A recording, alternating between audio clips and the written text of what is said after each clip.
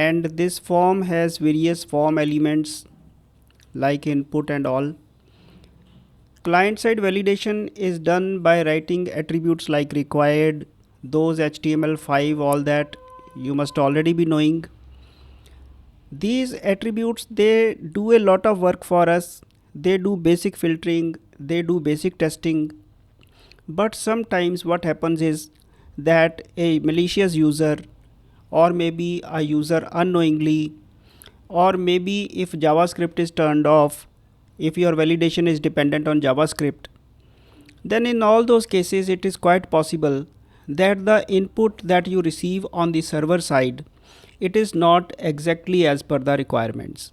So in that case, a server side validation, a second check, I would say a second check is required on the server side. So now how is this done? That is built into ASP.NET Core system, and it can be very easily implemented.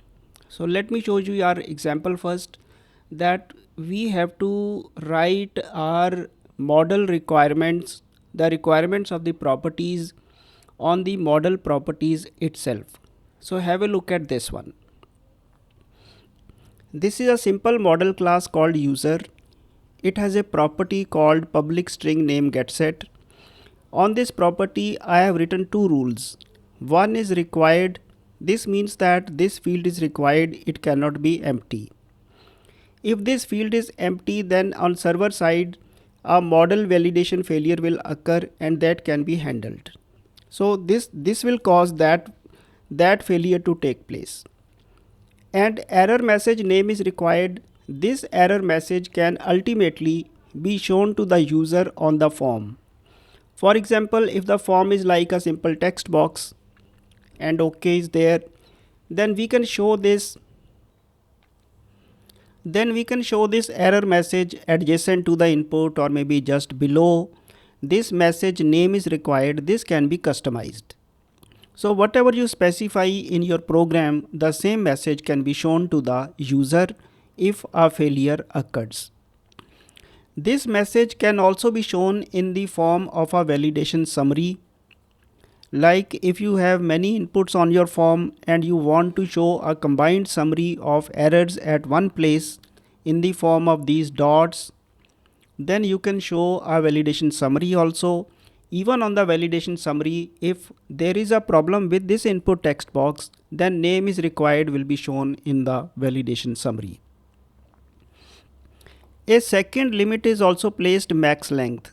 That is, the maximum length of data that should be entered into should be 15, and the error message at most 15 characters. If a user has entered more than 15 characters and submitted your form, then a validation failure on the server side will take place, and that can be handled to show this message to the user on the form by returning back the same form so that he can make his changes.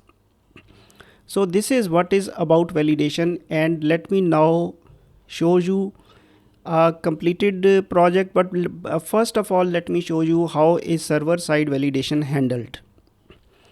Suppose this is my public async and all on post.